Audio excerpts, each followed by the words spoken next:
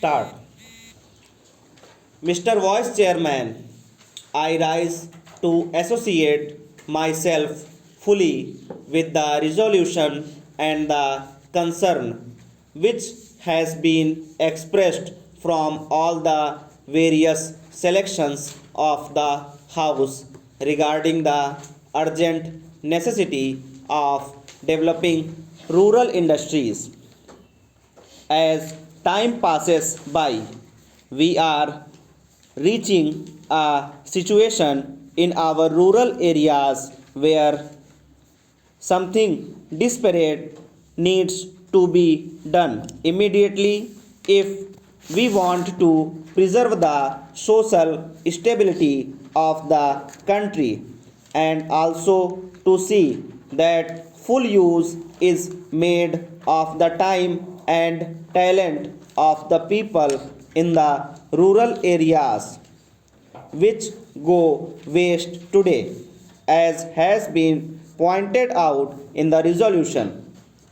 Sir, the Planning Commission and the Government of India have applied their minds to the various isolated aspects of rural industries, and some valuable reports have been published, and some important recommendations have been made in these reports, which need consideration, but unfortunately there is no high level decision regarding the various issues which face the country as far as the problem of rural industrialization is concerned.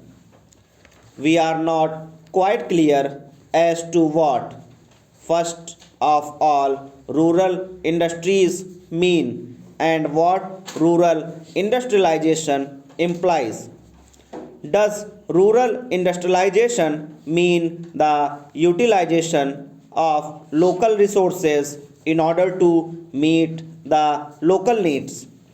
Or does rural industrialization imply the creating of surplus in the rural areas which could be exchanged with the surplus in other centers of the country and thereby create a richer life for the rural areas?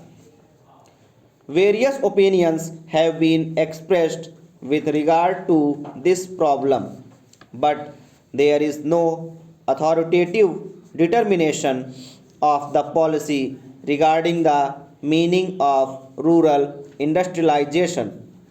It has been suggested that if such import of capital and skill from urban centers were to mean merely the multiplication of industrial centers in the rural areas, such an industrialization of the rural areas would nullify the advantages that are likely to accrue as a result of the rural industrialization. The time has come when some decision has to be taken as to what we really mean by this rural industrialization.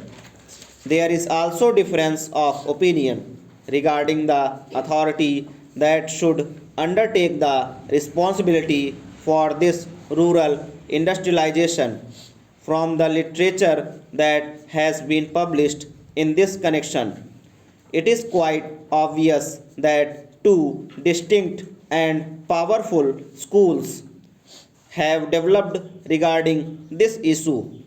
On the one hand, there are people who believe that the task of rural industrialization should be entrusted to the village panchayats. Stop.